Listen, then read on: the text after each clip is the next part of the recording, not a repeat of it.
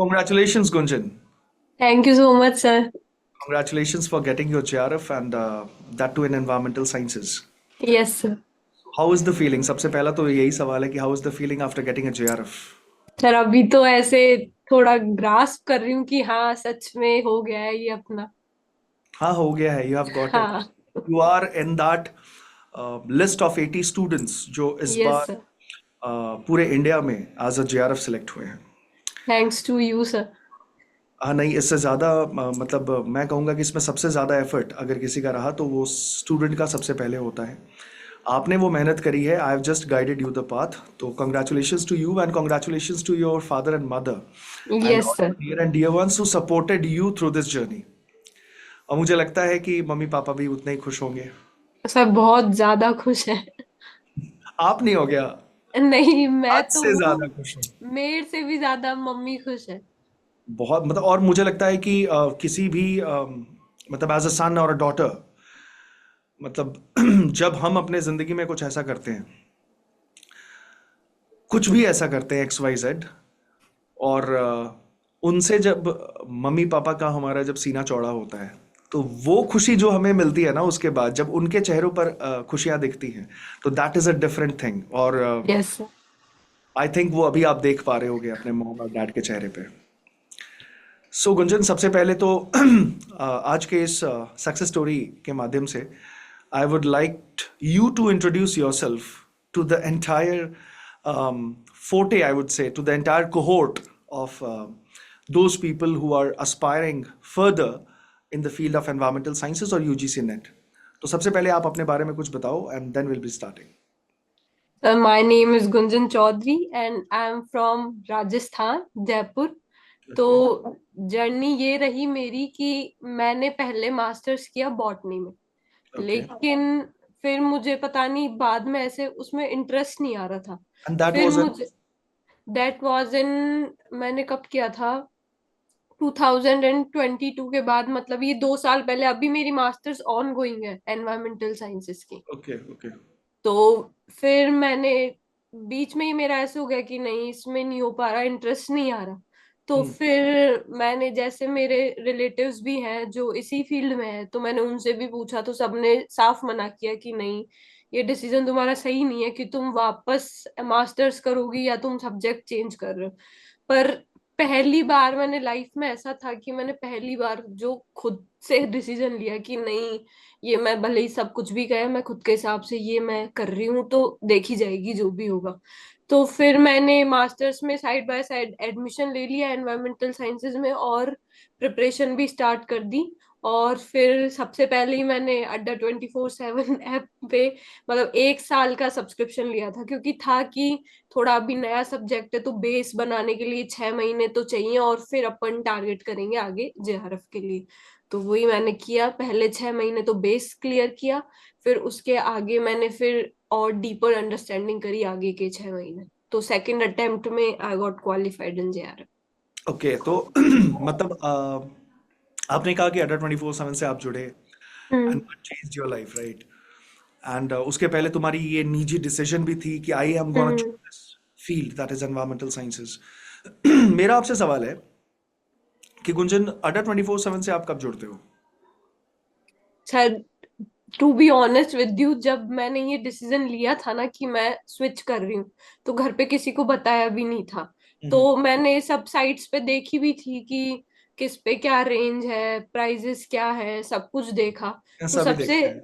हाँ, तो ऑलराइट. मैंने तब, जो मैंने अड्डा 24/7 का जो कोर्स लिया था ना, तो मैं, ऐसा भी नहीं है कि मैं अभी तक फाइनेंशियली डिपेंडेंट हूँ, पर खुद की सेविंग्स में से भी मैं अफोर्ड कर पाई थी ये अब 1 साल का कोर्स। तो वो फिर घर पे किसी को मैंने तब बताया नहीं था। तो वो फिर मैंने खुद से अड्डा 24/7 पे मैं जुड़ी, तो शुरू में ही मैंने मेगा पैक लिया था, तो तब ऑफर्स भी अच्छे चल और रहे थे। ये कब लिया था मेगा पैक? ये मैंने दिसंबर में लिया था 2000, ऐसे डेट याद नहीं है, पर हाँ अब साल भर हो गया फिक्स। अब साल मेरा भर हो गया. तो हाँ, दिसंबर मतलब लास्ट जून वाले साइकिल में आपने कोर्सेज में दिया था। लिया था, दिया आपने था पढ़ा, हाँ। पेड कोर्सेज लिया था, पढ़ा था. हाँ। तो फिर क्या कमी रह गई थी जून वाले अटेम्प्ट में? मैं वही जो मैंने बोला कि सब्जेक्ट मेरे लिए नया था, तो मैंने वो पहले ही स्ट्रेटजी यही थी कि अपन को थोड़ा आराम आराम से करते हुए चलना है। मैंने ऐसे एकदम से ऐसे नहीं किया कि एकदम से ही पूरे 12-12 घंटे एक दिन पढ़ना। बस मैं कंसिस्टेंट रही कि अब जैसे एक दिन में 5-6 घंटे पढ़ने हैं तो पढ़ने ही है। तो वो मैंने थ्रू आउट रखा। तो ओके। तब बस वही कमी रही कि मैंने पहले बेसिक्स पे कमांड किया जब तक कमांड था नहीं इतना। तो तब तो मेरा मतलब पीएचडी में भी नहीं हुआ था फर्स्ट उस अटेम्प्ट में।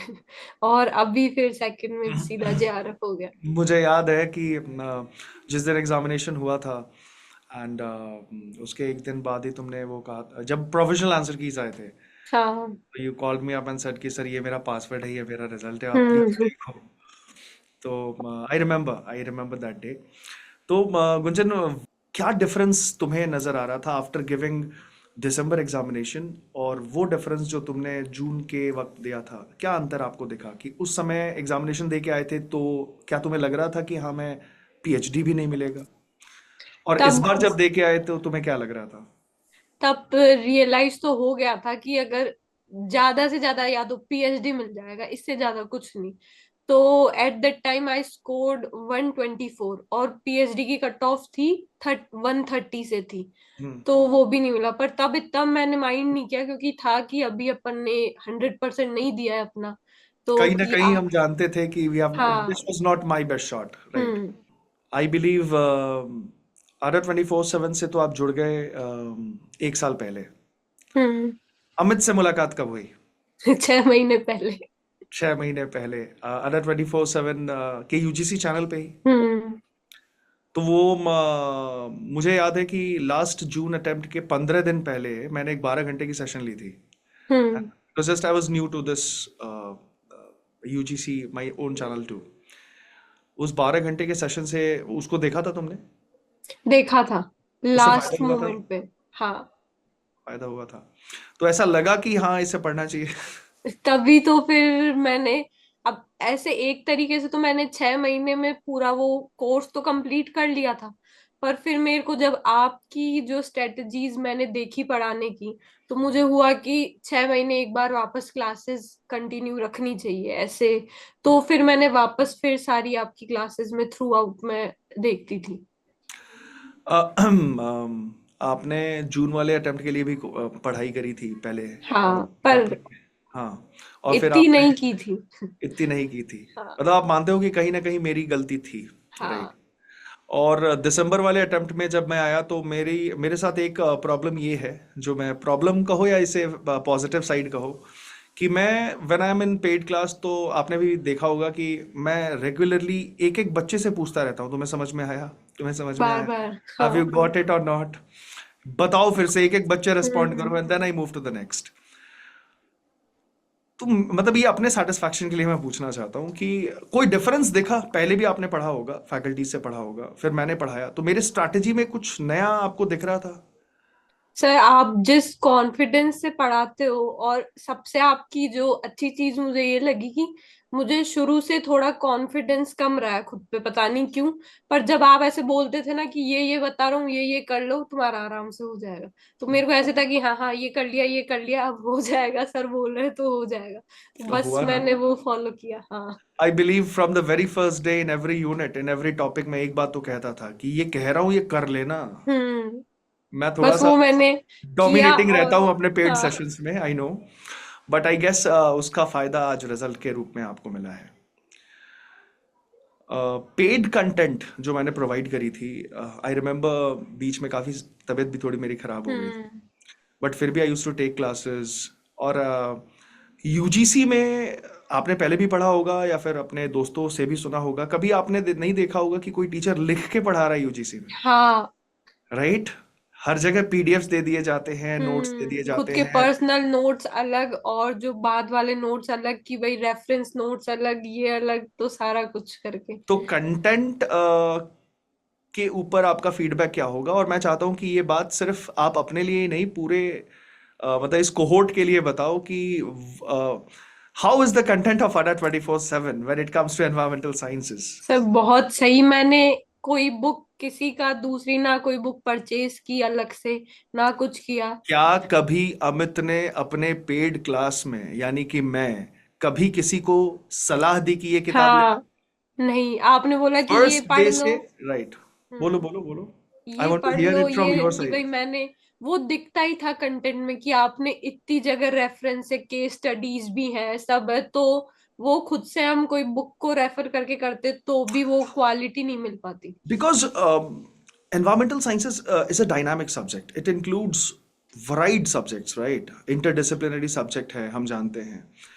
अब एज अ स्टूडेंट अगर आपको जेआरएफ लेना है सेल्फ स्टडी पे, तो you will have to give a lot of time, do a lot of researches, you have to understand the pattern, you have to understand the examiners mind. तो what I felt is if I am the faculty, तो ये जो extra work है ये मुझे अपने तरफ से कर लेना चाहिए, and I should provide the crux.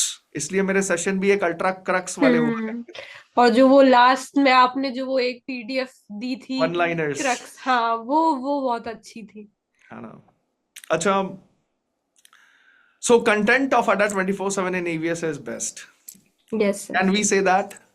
Sir, yes sir, क्योंकि यार इंक्लूडिंग पेपर 1।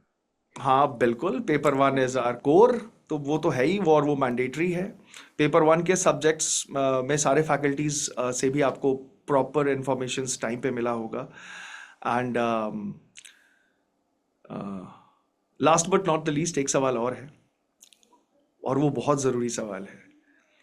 ये तो जर्नी अड्डा 24/7 के साथ तुम्हारी थी, जिसमें आपने क्लासेस में क्या करा, क्या कंटेंट था, इसके ऊपर कुछ बातें हुई. बट मैं मानता हूं कि वाइल लिविंग आवर लाइफ, जब हम अपनी ज़िंदगी जीते हैं, चाहे हम किसी भी उम्र या किसी भी जगह पे होते हैं, कुछ ना कुछ चैलेंजेस, सिचुएशनल चैलेंजेस भी आती हैं. तो ऐसे कुछ चैलेंजेस लाइफ में थे, but from the family side, from your personal side, या मेंटल, कुछ ऐसे दिमाग में कई कई सारी चीज़ें होती हैं, ऐसे कुछ चैलेंजेस है जो तुम शेयर करना चाहोगे? और इसी में एक इनबिल्ट और सवाल है कि अगर आपको वो चैलेंज मिला, तो how did you tackle it? क्या उसमें मेरे क्लासेस, मेरे मोटिवेशनल सेशंस, मेरे वाईटी सेशंस, या तुम्हारी निजी स्ट्रेंथ, या जो भी तुम्हारा थॉट प्रोसेस था उसमें वर्क करा, और अगर करा तो कैसे? Because I think that will help other aspirants to gain JRF. तो दो सबसे बड़े ऐसे मतलब प्रॉब्लम्स कह लो, या उनसे मुझे जो करने की ऐसे डेडिकेशन मिली कि अब तो करना ही है, वो एक तो ये था कि मैंने पहले बॉटनी से करी और फिर स्विच किया, तो सबने ऐसे किया कि नहीं नहीं गलत डिसीजन है। तो जब मेरे से कोई पूछता भी था ना, तो मुझे एक बार बताने से पहले से झिझक होती थी कि हाँ मैं वापस मास्टर्स कर रही हूँ या मैं वापस सब्जेक्ट मैंने चेंज किया। पर फिर मेरे को ये था कि अब तो सीधा JRF होगा तब भी बताएंगे, तब ये कोई मुझे ऐसे क्वेश्चन नहीं कर पाएंगे कि भाई तुमने क्यों चेंज किया। अब वो ही हो रहा है कि सब लोग अब ऐसे कर रहे हैं, वाह यार तूने दूसरा सब्जेक्ट बदल लिया और उसमें भी कर लिया। और एक ये था कि फैमिली की तरफ से ऐसे था कि शादी वाला प्रेशर आ रहा था इस एज में, कि अब शादी करा देंगे ऐसे वैसे, और मेरे को ये था कि नहीं बस मेरे को साल भर दे दो, फिर अगर मैं खुद को प्रूव नहीं कर पाऊं तो ठीक है कर लेंगे। तो वही मैंने किया, मम्मी ने भी समझा, पापा ने भी समझा, तो मुझे ये टाइम पीरियड दिया। तो फिर मुझे ये था कि अभी इसके लिए तो मैं रेडी हूं नहीं, तो मैं जो अपना बेस्ट कर सकती हूँ वो मैं करूँ। तो बस वही मैंने किया। तो finally you have your JRF, yes. And अब मम्मी पापा से कह देना कि now I am ready for marriage. नहीं, अब वो बोल रहे हैं कि नहीं तू अब 2-3 साल और ले ले यस, आराम से। Yes, yes, I wanted to listen this कि अब मम्मी पापा क्या कह रहे हैं. हाँ। और जो रिलेटिव्स थे इतने दिन तो ऐसे कर रहे थे कि शादी नहीं कर रहे, अभी देख नहीं रहे, और अभी फंक्शंस में कल ही वो लोग कह रहे थे कि अरे अब तो 2-3 साल मत करना, पढ़ने दो उसको, ऐसे करो। मैं कहा, हाँ सही है। चलो, दुनिया वाले तो कहते रहेंगे, कुछ तो हाँ, लोग कहेंगे, लोगों का काम है कहना. बट गुंजन का दिल अभी खुश है, मन खुश, बहुत ज्यादा। On planet, on cloud 9. Yup. So Gunjan,